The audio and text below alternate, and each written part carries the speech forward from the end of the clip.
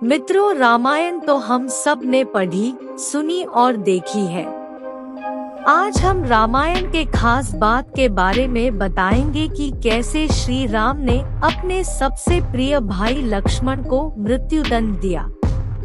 भगवान श्री राम ने ऐसा क्यों किया?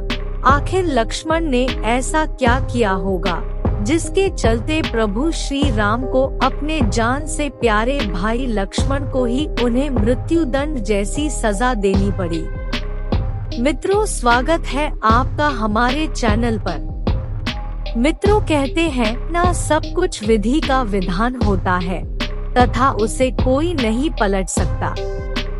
भगवान विष्णु भी जब मनुष्य रूप में अवतार लेते हैं तब अपना कार्य पूर्ण करके उन्हें इस धरती को छोड़कर जाना होता है। उसी प्रकार जब भगवान राम का इस धरती पर समय पूरा हो गया तथा उनके धरती छोड़कर जाने का समय निकट आ गया, तब उन्होंने स्वयं से पहले लक्ष्मण को वापस भेजने की योजना बनाई।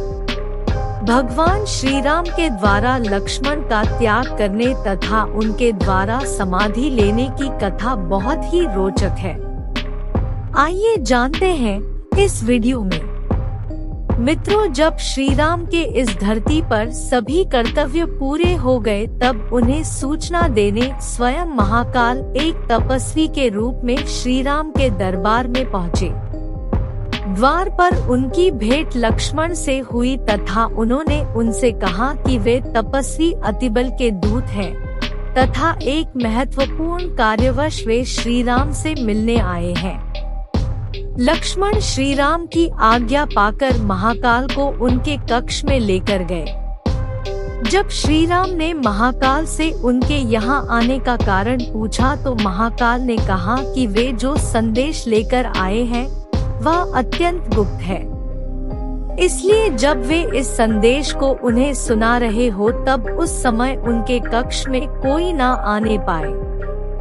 यदि कोई उन्हें बात करते हुए सुन ले या देख भी ले तो उसे मृत्युदंड दिया जाए। राम ने महाकाल को वचन दे दिया। तपस्वी के वचन के अनुसार भगवान श्री राम ने लक्ष्मण से कहा कि वह द्वारपाल को भेज दे तथा स्वयं कक्ष के द्वार पर पहरा दे। राम लक्ष्मण को यह कहते हुए द्वारपाल नियुक्त कर देते हैं कि जब तक उनकी और तपस्वी की बात हो रही है वो किसी को भी अंदर न आने दे, अन्यथा उसे उन्हें मृत्युदंड देना पड़ेगा। लक्ष्मण भाई की आज्ञा मानकर द्वारपाल बनकर खड़े हो जाते हैं। लक्ष्मण को द्वारपाल बने कुछ ही समय बीतता है कि वहाँ पर ऋषि दुर्वासा का आगमन होता है। इधर महाकाल ने अपने असली रूप में आकर श्री राम को प्रणाम किया तथा अपने वहाँ आने का कारण बताया। उन्होंने श्री राम से कहा कि वे भगवान ब्रह्मा के आदेश पर वहाँ आए हैं। उन्होंने श्री राम को बताया कि अब उनका इस धरती पर कार्य पूर्ण हो चुका है तथा राम रूपी अवतार में उन्होंने अपनी जितनी आयु निश्चित की थी उसके भी समाप्त होने का समय आ गया है। इसलिए अब उनके परमधाम वैकुंठ में जाने का समय निकट आ गया है। श्री राम ने भी महाकाल से कहा कि वे यह जानते हैं कि उनका इस धरती पर समय पूर्ण होने वाला है तथा वे भी अब अपने धाम लौटना चाहते हैं। इसलिए वे यह संदेश भगवान ब्रह्मा तक पहुंचा दे। महर्षि दुर्वासा वहां पहुंचकर अंदर जाने देने को कहा। उन्होंने उसी समय लक्ष्मण को कहा कि वे उनके आने की सूचना तत्काल श्री राम को दे। लक्ष्मण ने उनसे क्षमा मांगी तथा कहा कि भैया श्री राम अभी एक आवश्यक कार्य में है, इसलिए वे अभी उनसे नहीं मिल सकते। उन्होंने महर्षि दुर्वासा से कोई बात हो तो उन्हें बताने को कहा, अन्यथा श्री राम की प्रतीक्षा करने को कहा। यह सुनकर ऋषि दुर्वासा नाराज हो गए तथा उन्होंने कहा कि यदि उन्हें क्रोध आ गया तो वे इसी समय अपनी शक्ति से शाप द्वारा पूरी अयोध्या को भस्म कर देंगे। लक्ष्मण यह सुनकर धर्म संकट में फंस गए तथा सोचा कि यदि केवल उनकी मृत्यु से पूरी अयोध्या बच सकती है तो उन्हें अपने प्राण दे देने चाहिए।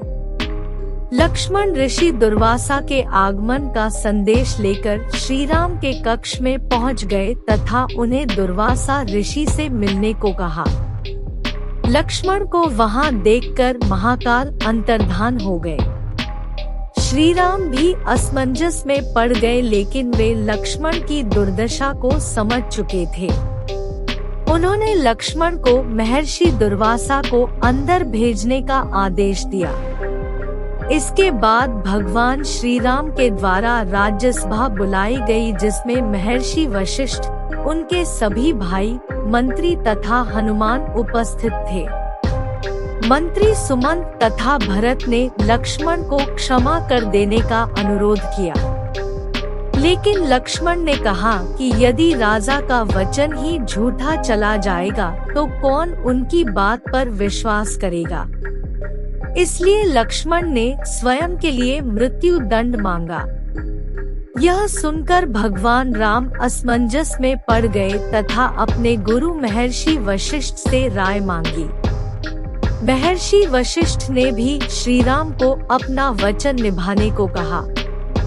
उस सभा में हनुमान भी उपस्थित थे तथा उन्होंने शास्त्रों का उदाहरण देकर कहा कि श्रीमान, एक सिद्ध पुरुष तथा साधु का त्याग कर देना उन्हें प्राणदंड देने के समान होता है।